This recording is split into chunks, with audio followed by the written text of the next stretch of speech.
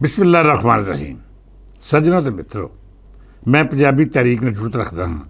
अदब मेरी महबूबा जरूर है पर मंजिल नहीं।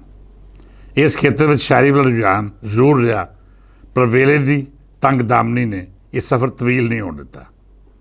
शायरी की इको किताब कोरी झज्जर तो कोई दूजियां किताबां छापे चढ़ियां जिनका ताल्लुक अदब नाल घट ते सियासत या पेशावराना मामलात वध सी। मैं ये गल आखण विच कदी तामल महसूस नहीं किया कि मेरे अंदर के अदीब नूं साफत ते पंजाबी तहरीक खा गई। गल भी सच्ची है कि जेकर मैं अदब की राह पै के अपने आप नूं शेर, कहानी या खोज परख के काम तक महदूद कर लेंदा तो फिर ना रोज़वर भुलेखा दा अजरा हुंदा ते ना ही पंजाबी तहरीक अपने हक्कां लई मुश्ताक बट के पैरों उत्ते पैर रख के उस मंजिल तक रपड़दी जिथे सरकारां भी देश पंजाब की आवाज़ सुन ते मजबूर ने।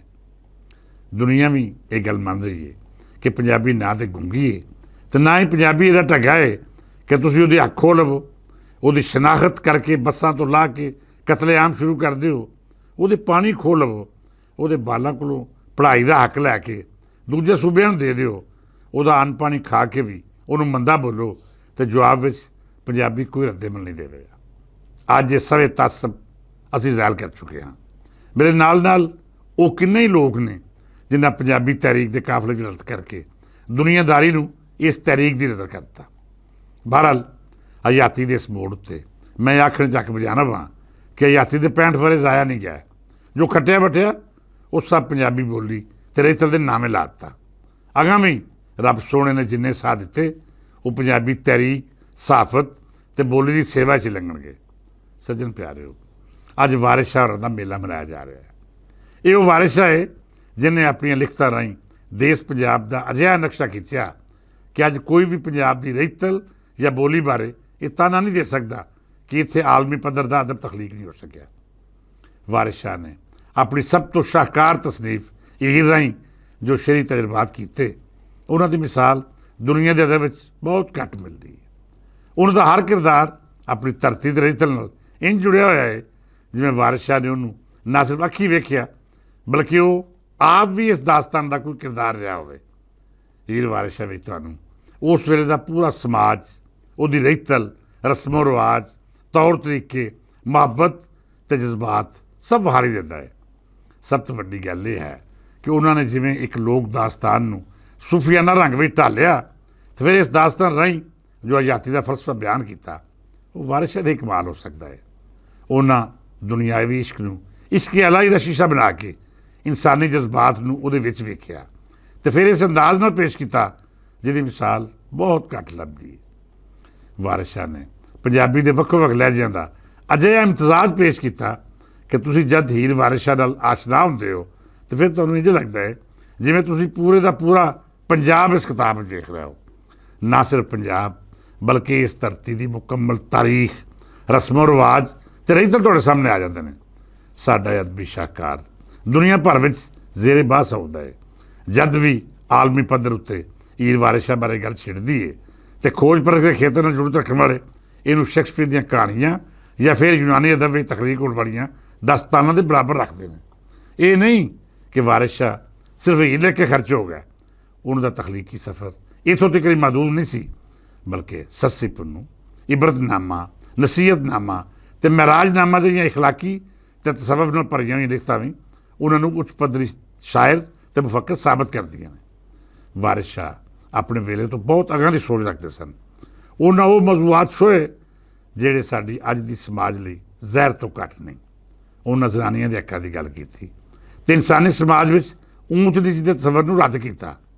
उन्होंने दस्सिया कि जेकर तुसीं किसी चंगे उस्ताद की शागिर्दी इख्तियार करते हो तो फिर उसकी सोच नूं दुनियादारी ते हर तरह के लालच उते गालब करना पैंदा है।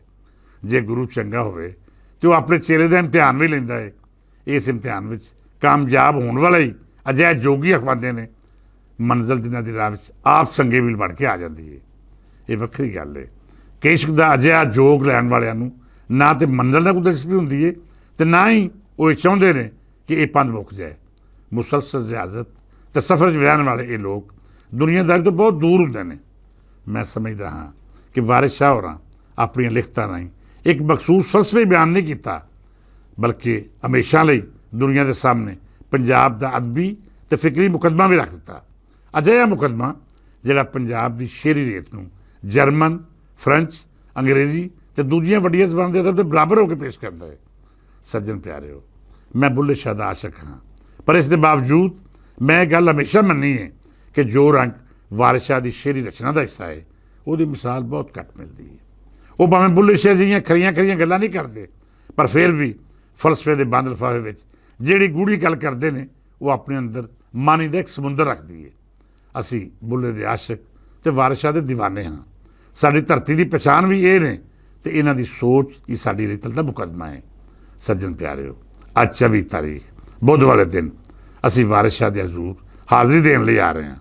ਸਾਡੇ ਬਹੁਤ ਸਾਰੇ ਪਿਆਰੇ ਮਿੱਤਰ ਹਰ ਸਾਲ ਜਿਵੇਂ ਵਾਰਿਸ ਸ਼ਾਹ ਦੇ ਮੇਲੇ ਦਾ ਜਸ਼ਨ ਮਨਾਉਂਦੇ ਨੇ, ਉਹ ਸਰਾਹਣਯੋਗ ਹੈ। ਮੈਂ ਜਦ ਵੀ ਜੰਡਿਆਲੇ ਸ਼ੇਰ ਖਾਨ ਦੀ ਧਰਤੀ ਉੱਤੇ ਆਇਆ ਵਾਂ, ਮੈਨੂੰ ਇੰਝ ਲੱਗਿਆ ਹੈ ਜਿਵੇਂ ਮੈਂ ਵਾਰਿਸ ਸ਼ਾਹ ਦੀ ਬੈਠਕ, ਉਹਨਾਂ ਦੀਆਂ ਗੱਲਾਂ ਸੁਣਨ ਆਇਆ ਵਾਂ।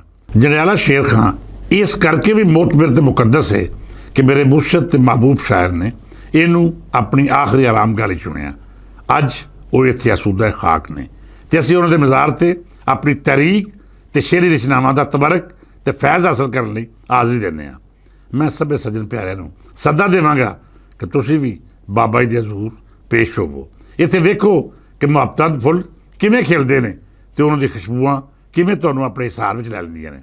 ਅਖੀਰ ਉੱਤੇ ਸਭ ਬੇਲੀ ਨੂੰ ਆਖਾਂਗਾ ਕਿ ਜੇਕਰ ਤੁਸੀਂ ਸੱਚੇ ਪੰਜਾਬੀ ਹੋਣ ਦੇ ਦਾਅਵੇਦਾਰ ਹੋ ਤਾਂ ਫਿਰ ਵਾਰਿਸ ਸ਼ਾਹ ਨੂੰ ਜ਼ਰੂਰ ਪੜ੍ਹੋ। ਬੁੱਲੇ ਸ਼ਾਹ ਦੀ ਸ਼ਾਇਰੀ ਦਾ ਦੀਵਾ ਉਹਨਾਂ ਹਨੇਰੀਆਂ ਰਾਤਾਂ ਵਿੱਚ ਬਾਲ ਕੇ ਵੇਖੋ ਜਿਨ੍ਹਾਂ ਵਿੱਚ ਘੁਟਨ ਤੇ ਖੌਫ ਤੋਂ ਵੱਖ ਕੁਝ ਵਿਖਾਈ ਨਹੀਂ ਦਿੰਦਾ। ਤੁਸੀਂ ਤਜਰਬਾ ਕਰਕੇ ਵੇਖੋ, ਤੁਹਾਡੀ ਤਨਹਾਈ ਇੰਝ ਦੂਰ ਹੋਵੇਗੀ ਕਿ ਇਹ ਹਨੇਰੇ ਤੇ ਖੌਫ ਨਾ ਸਿਰਫ ਮੁੱਕ ਜਾਣਗੇ, ਬਲਕਿ ਇੱਕ ਅਜਿਹਾ ਦਰ ਖੁੱਲ੍ਹੇਗਾ ਜਿੱਥੇ ਥਈਆ ਕਰਦਾ ਹੋਇਆ ਇਸ਼ਕ ਧਮਾਲਾ ਪਾਵੇਗਾ। ਅਜਿਹੀ ਥਈਆ ਤੇ ਅਜਿਹੀ ਧਮਾਲ ਜਿਹਦੇ ਸਾਹਮਣੇ ਨਾ ਤੇ ਜ਼ਬਾਨਬੰਦੀ ਕਰਨ ਵਾਲੇ ਜ਼ਾਲਮਾਨਾ ਕਾਨੂੰਨ ਹੋਣਗੇ ਤੇ ਨਾ ਹੀ ਉਹਦੇ ਸਾਹਮਣੇ ਕਿਸੇ ਜ਼ਾਲਮ ਆਖਰ ਨੂੰ ਖਲੋਣ ਦੀ ਜ਼ਰੂਰਤ ਹੋਵੇਗੀ। ਇੱਥੇ ਹੀ ਤੁਹਾਨੂੰ ਵਾਰਿਸ ਸ਼ਾਹ ਦੀ ਹੀਰ ਵੀ ਵਿਖਾਲੀ ਦੇਵੇਗੀ ਤੇ ਕਿਧਰੇ ਰਾਂਝਾ ਵੀ ਆਪਣੇ ਇਸ਼ਕ ਦੇ ਇਜ਼ਹਾਰ ਸਮੇਤ ਲੱਭੇਗਾ। ਪੰਜਾਬੀ ਰਿਤਲ ਦੇ ਇਸ ਦਰਵਾਜ਼ੇ ਵਿੱਚੋਂ ਬਾਬਾ ਫਰੀਦ ਜੀ ਵੀ ਝਾਤ ਪਾਉਣਗੇ ਤੇ ਮੀਆਂ ਮੁਹੰਮਦ ਬਖਸ਼ ਦੀਆਂ ਗੱਲਾਂ ਵੀ ਸੁਣਾਈ ਦੇਣਗੀਆਂ। ਬਾਹੂ ਜੀ ਦੀ ਹੂ ਦੀ ਜ਼ਰਬ ਤੁਹਾਡੇ ਦਿਲ ਤੋਂ ਹੁੰਦੇ ਹੋਏ ਰੂਹ ਤੱਕ ਨੂੰ ਪਾਕ ਕਰ ਦੇਵੇਗੀ। ਇਹ ਮੇਰੇ ਪੰਜਾਬ ਦੀ ਉਹ ਪਵਿੱਤਰ ਤੇ ਅਜ਼ੀਮੋ ਸ਼ਾਨ ਦੁਨੀਆ ਹੈ ਜਿਹਦੀ ਮਿਸਾਲ ਤੁਹਾਨੂੰ ਕਿਸੇ ਵੀ ਸਮਾਜ ਵਿੱਚ ਵਿਖਾਲ ਨਹੀਂ ਦੇਵੇਗੀ। ਮੈਂ ਕਿਉਂ ਨਾ ਇਹਦੇ ਉੱਤੇ ਮਾਣ ਕਰਾਂ, ਕਿਉਂ ਨਾ ਆਪਣੀ ਪੱਗ ਦਾ ਸ਼ਿਮਲਾ ਉੱਚਾ ਕਰਕੇ ਦੁਨੀਆ ਭਰ ਵਿੱਚ ਵਸਦੇ ਅਦਬ ਦੇ ਦਾਅਵੇਦਾਰਾਂ ਨੂੰ ਚੈਲੰਜ ਕਰਾਂ ਕਿ ਆਓ ਵੇਖੋ ਮੇਰੀ ਧਰਤੀ ਨੇ ਕਿਹੋ ਜਿਹਾ ਸੂਝਵਾਨ ਤੇ ਮਹਾਨ ਲੋਕ ਪੈਦਾ ਕੀਤੇ। ਕੀ ਤੁਹਾਡੇ ਹਾਂ ਅਜਿਹੇ ਅਦਬੀ ਸਰਮਾਇਆ ਤੇ ਲੋਕ ਹਨ? ਸੱਜਣ ਪਿਆਰਿਓ, ਅੱਜ ਦੀ ਗੱਲ ਇਸੇ ਮੁਹੱਬਤ ਦੇ ਨਾਵੇਂ ਜਿਸ ਮੁਹੱਬਤ ਦਾ ਇਜ਼ਹਾਰ ਵਾਰਿਸ ਸ਼ਾਹ ਹੋਰਾਂ ਹਰ ਸ਼ੇਰ ਤੇ ਮਿਸਰੇ 'ਚ ਵਿਖਾਲੀ ਦਿੰਦਾ ਹੈ, ਇਸ ਦੁਆ ਨਾਲ ਇਜਾਜ਼ਤ ਦਿਓ ਕਿ ਰੱਬ ਸੋਹਣਾ ਸਾਡੀ ਧਰਤੀ ਨੂੰ ਆਬਾਦ ਰੱਖੇ ਤੇ ਇਸੇ ਵਸਣ ਵਾਲੇ ਨੂੰ ਹਰ ਉਹ ਖੁਸ਼ੀ ਅਤਾ ਕਰੇ ਜਿਹਦੀ ਉਹ ਤਮੰਨਾ ਕਰੇ। ਅੱਜ ਲਈ ਨਹੀਂ, ਇਜਾਜ਼ਤ ਦਿਓ, ਫਿਰ ਮਿਲਾਂਗੇ। ਰੱਬ ਰੱਖਾ।